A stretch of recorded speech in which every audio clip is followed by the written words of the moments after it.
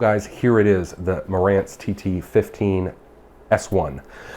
Got it all put together earlier today, late last night, and then I finished it up this morning. I got it 90% of the way last night. I just didn't finish setting up the cartridge properly until this morning. And I've kind of been listening to it for the most part after I've gotten off work. And, you know, for the most part, it's pretty great. It's a very well-built turntable.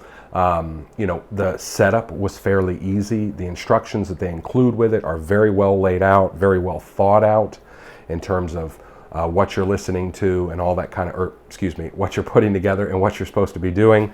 And it works and functions well. The biggest thing, I think, quality-wise, is the tone arm. This is a very high-quality tone arm. You can just feel it when you use the lift and all of this stuff, you know, and things kind of go in and out. I mean, it just functions well, very well. And, you know, the lift mechanism works well. The anti-skate, I was kind of a little magnetic anti-skate, but it actually works fairly well. You can tell it's working. The only issue I had with setup, again, the instructions are fairly clear, but the only issue I had was the belt. I had a time getting that belt on there to stay on there, but I finally got it, and works well, seems to function great. Speed consistency is really good.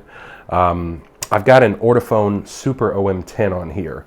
Now, I was going to get something else, and eventually I am. I actually want to put a moving coil on this turntable at some point, but for the meantime, I just wanted to throw that on there and kind of get it up and going. Number one is I've had the cartridge for a while with a broke stylus. I had it for years in my little tub down here where I keep turntable spare parts. But got a new stylus for it. And the other thing with the OM series, the OM like the Super 10, is it's a very high compliance cartridge, and this is a very low mass arm, and so you want to mate a low mass arm with a high compliance cartridge, and of course the opposite of that is true.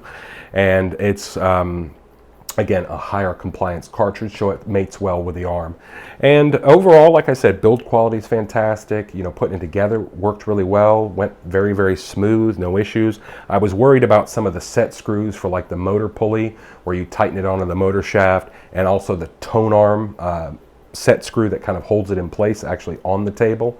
But I didn't have any issue. I just tried to not get heavy-handed with it, just kind of get it to where it was nice and firm and no further. Obviously, you don't want to strip this stuff because then there she goes. But anyway, seems to work fine, function well, speed stability is good. Sound quality-wise, like I said, I've only been listening to it for a few hours now. But I would say at this initial point, it's a very neutral sounding turntable. I do notice, like on the Talking Heads that I'm listening to now, Little Creatures, it's a very great dynamics, great sound staging, and great separation. You feel like you can hear individual parts more and they're more focused and more in view, as opposed to kind of more hidden behind stuff. Yeah, again, kind of early days. So we'll kind of do a more long-term review over time. I do have some other new components as well I'm checking out. I don't know if you can see that behind me, or actually these two components right here. One is the MoFi Ultra Phono stage, which is all right, except for it has the cheapest GD, and you know what I mean, cheapest RCA jacks I've ever seen on anything. And then this silver box back here, which is kind of a fancy piece. But anyway, overall, it seems pretty nice, well made, seems to work well.